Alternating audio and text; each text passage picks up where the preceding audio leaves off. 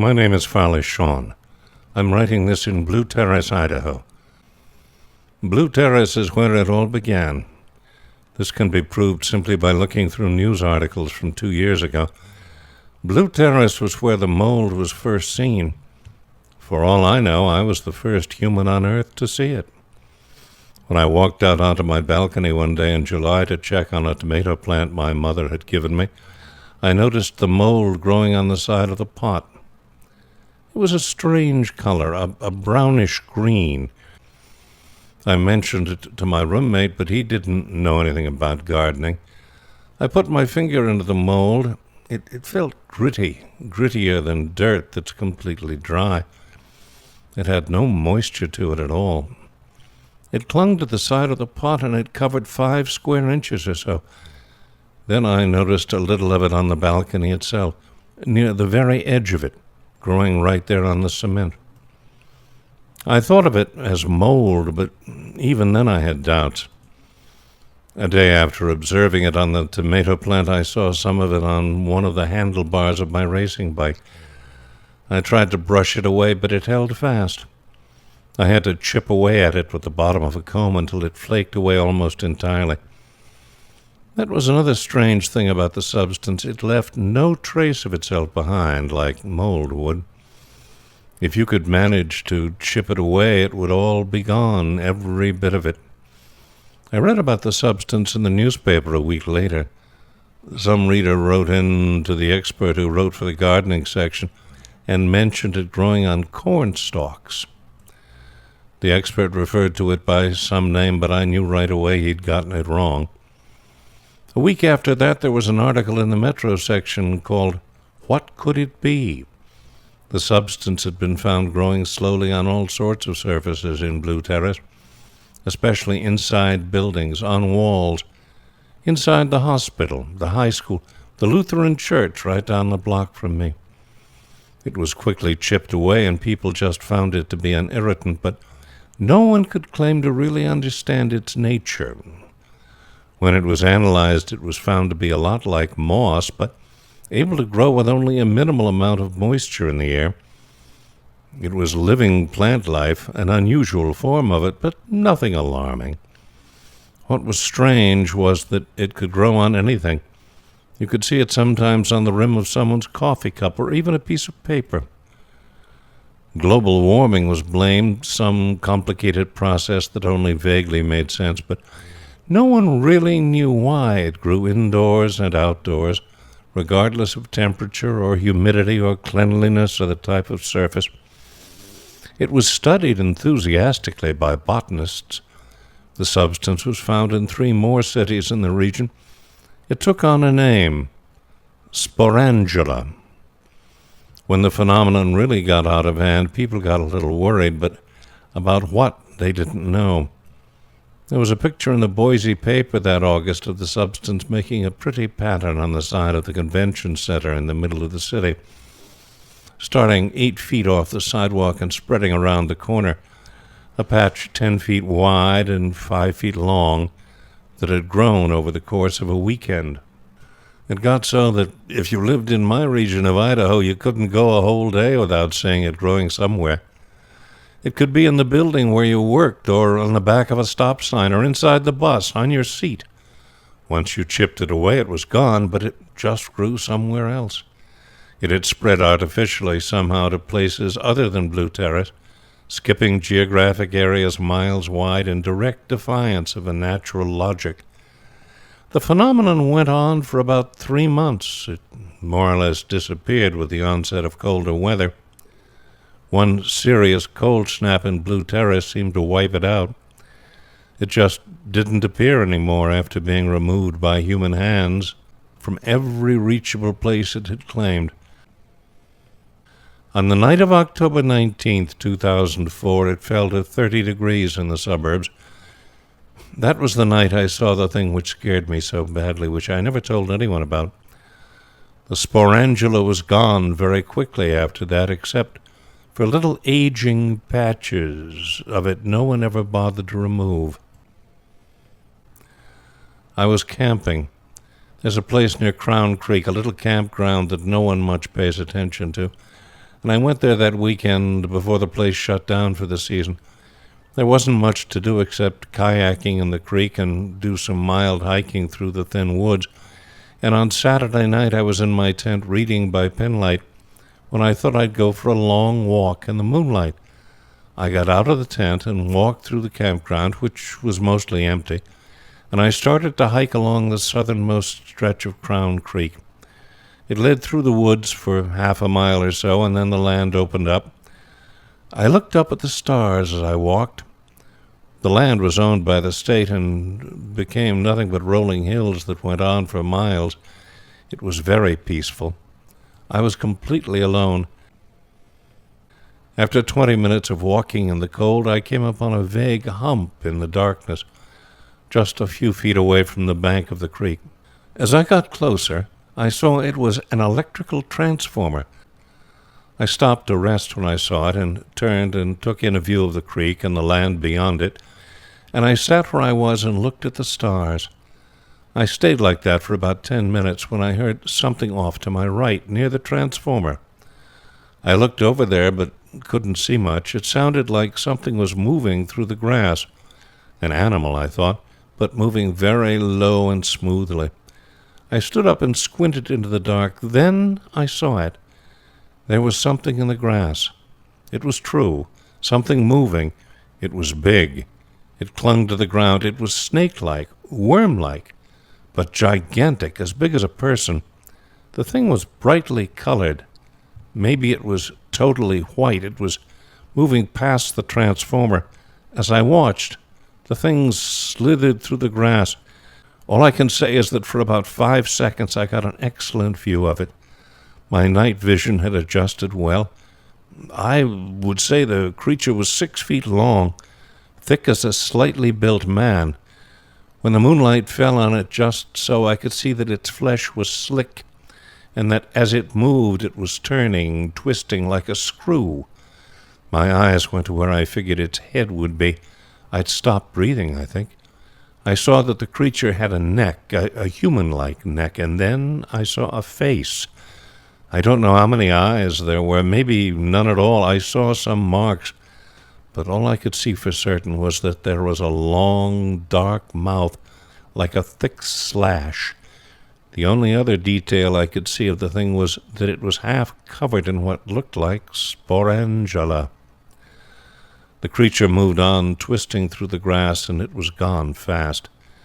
I was in shock, but I followed it. I didn't know what else to do. I couldn't hear it any more. I jogged a few steps, and then the sound came again, the sound of it moving. I saw another shape in the dark. Near the transformer was a golf cart. Maybe it belonged to someone working for the electric company, or maybe to someone working for the campground. It was sitting alone near the creek in the short grass. I stopped and watched the creature snake its way toward the cart. Only then did I remember the penlight in my pocket. I dug for it and came out with it and turned it on. I pointed it at where the sound was coming from and saw a little segment of the creature. Instantly I could see the brownish green of the sporangula clinging to its side, and then the pattern of it disappeared as the thing twisted. I shifted the tiny ray of the penlight, which was just a dim, unfocused yellow circle. The creature moved right through it. I saw its head better. Its neck stretched a little. I saw a patch of sporangula growing on the side of the golf cart. The creature slid up the wheel well, its body clinging somehow to the cart, and moved over the patch of sporangula, and when the full length of the thing moved past it, the patch had been scraped away in one fluid motion, and there was a clean path of white paint exposed. As the thing twisted, I saw that the substance had attached itself to it, especially near that mouth. It slithered back into the grass. I shut off the penlight. I stood where I was. In seconds, the slithering sound moved away. This time I didn't follow. I waited till I thought the thing was entirely gone, and then I crept up to the golf cart. I turned the light on again and touched the patch of sporangula. The creature had left some of the substance behind, but had taken most of it. It would have taken a person 5 or 10 minutes to chip that amount away. and it would have come off little by little, leaving specks behind unless you were very thorough. But the creature had made it vanish in seconds. I touched the paint. There was no moisture there, no sense of anything having moved over it. I walked back to the campground. I remember at one point I felt so alone and exposed there by the creek that I wanted to shout for help or break into a run. I didn't let myself do it, though. Finally, I reached my tent and got inside. I lay awake for 3 hours, shivering and trying to figure out what I'd just seen. I couldn't make any sense of it. In the days that came after, I became more and more convinced that what I had seen was some kind of harvesting. But the creature had not been like anything I could even find in books when I tried to research it. That size and manner of movement made it an impossibility. I didn't tell anyone what I had seen.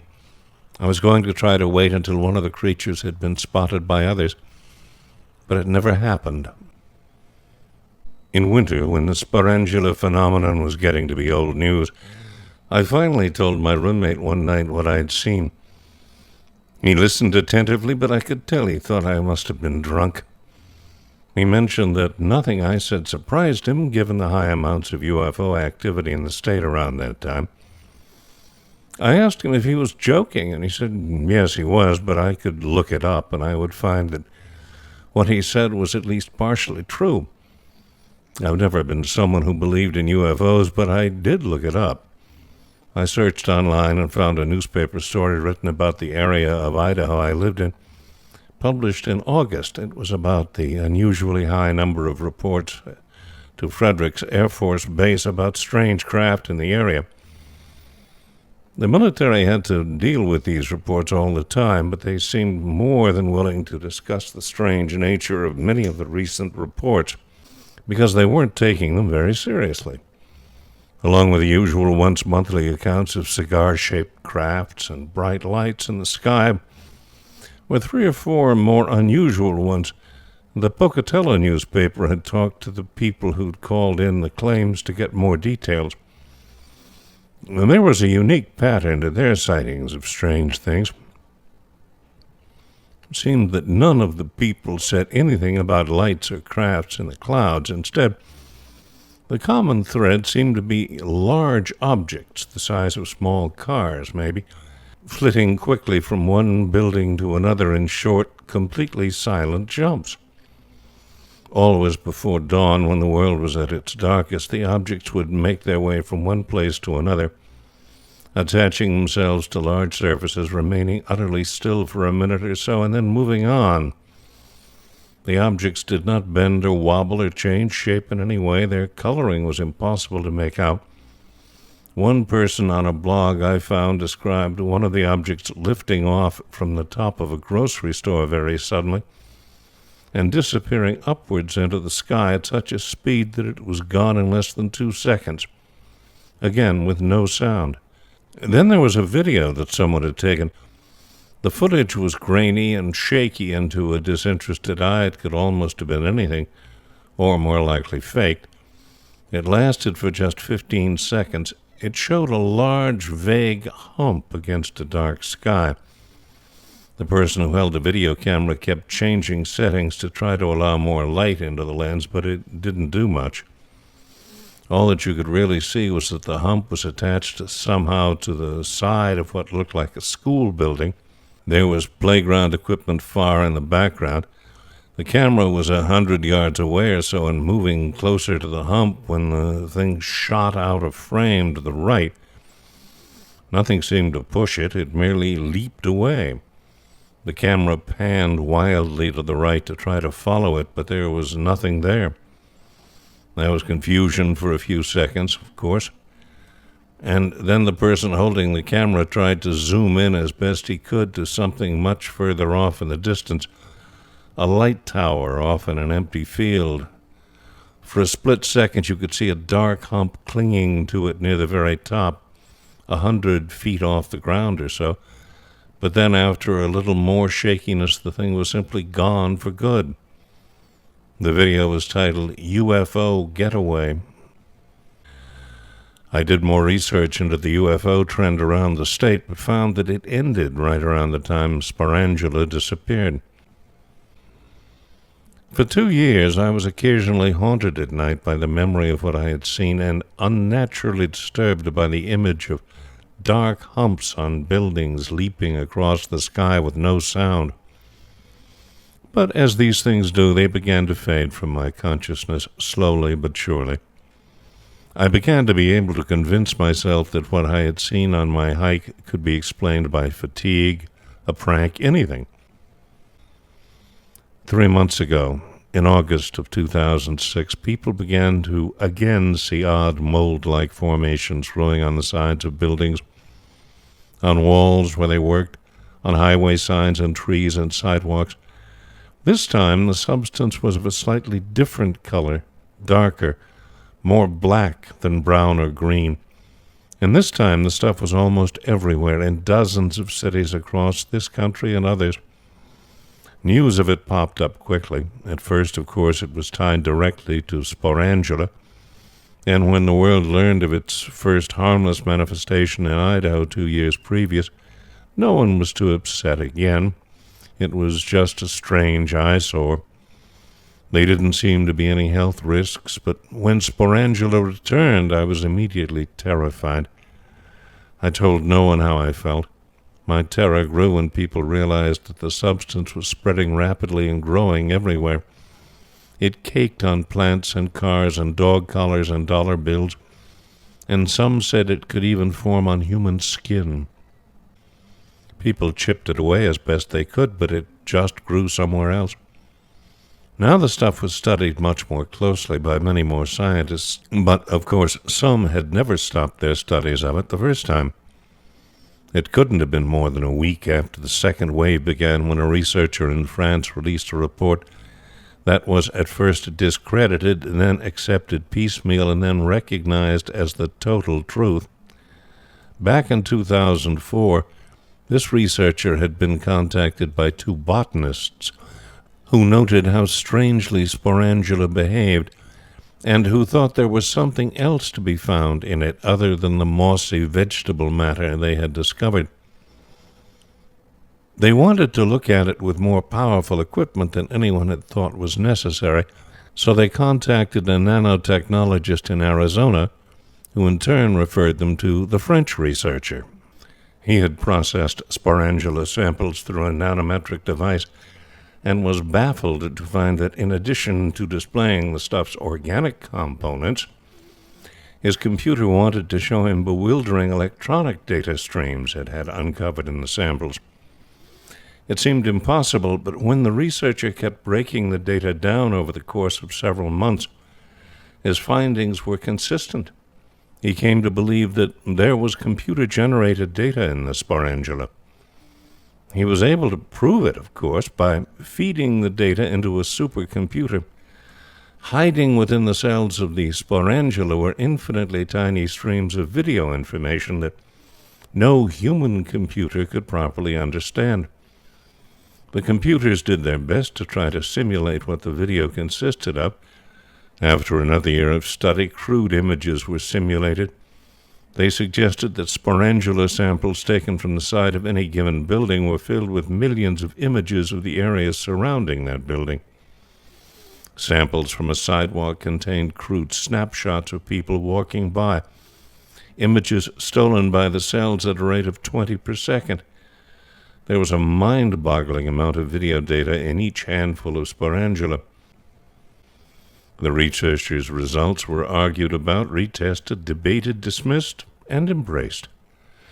The limitations of our computer technology cost us valuable time. It was too late to save us by the time there was agreement that the sporangula had been observing us somehow, collecting images of the human race and its behavior and environs. The second wave of the new, different substance had already come.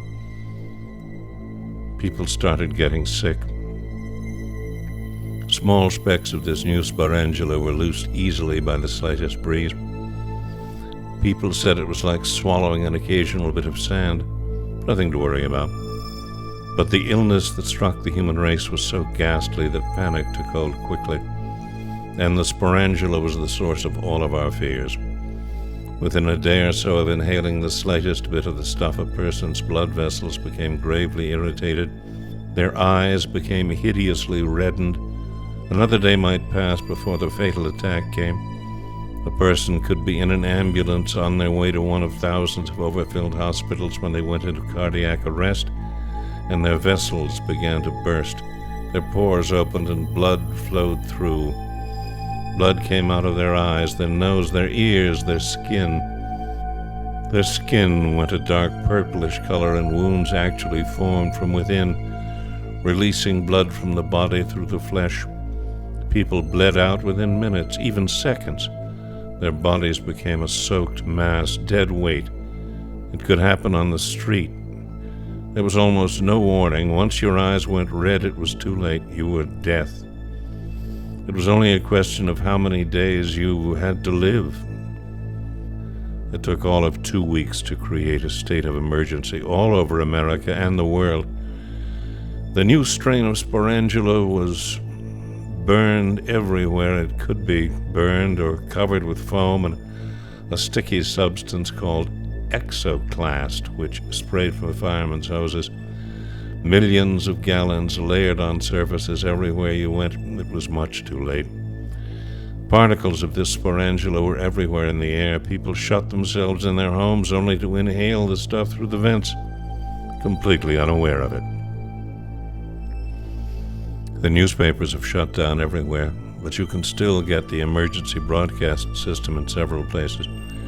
And sometimes real live people come on, and sometimes they'll talk about the first wave of sporangula and how maybe, just maybe, some race of beings from a place in the solar system we'll never know about brought it to a cluster of small Midwestern cities no one fussed much over, in order to document our species and detect our biological weaknesses. After that, it was only a matter of harvesting the data somehow, returning it to space, and creating a viral disease born within a different sort of sporangula, which would destroy us all in a matter of months. And then it would be time for the creators of the genocide to arrive on Earth en masse. I was one of the first to barricade myself indoors with bottled water and canned food, and here I sit. It's 1 a.m., November 9th, 2006. I know I can't survive. My time will be over soon. So tomorrow I'm going to set out walking, not in the hopes of being saved, but because I'd rather die out there in the sunlight than in this cramped, forgotten apartment. I bought a gun 10 days ago. If my eyes become red with sickness, I'll take myself out by Crown Creek. I hope the end comes before I might possibly see another one of the worms, those worms which I've never seen mention of in any newspaper or any website, the harvester worms which took their samples away in flitting silent crafts. I know what I saw. The blackish sporangula is visible growing on the side of the building across from mine, and it fills me with dread. But to see the living things which will someday come to collect or dispose of its remnants would drive me insane. That motion, that twisting, snake-like motion, and the sound the grass made being smoothed beneath it would snap my mind. The sight of an old woman bleeding out and dying within 60 seconds as she emerged from a light rail station 2 days ago didn't do it. The image of a collector worm's mouth would, its awful mouth working furiously to gather and retain. Goodbye.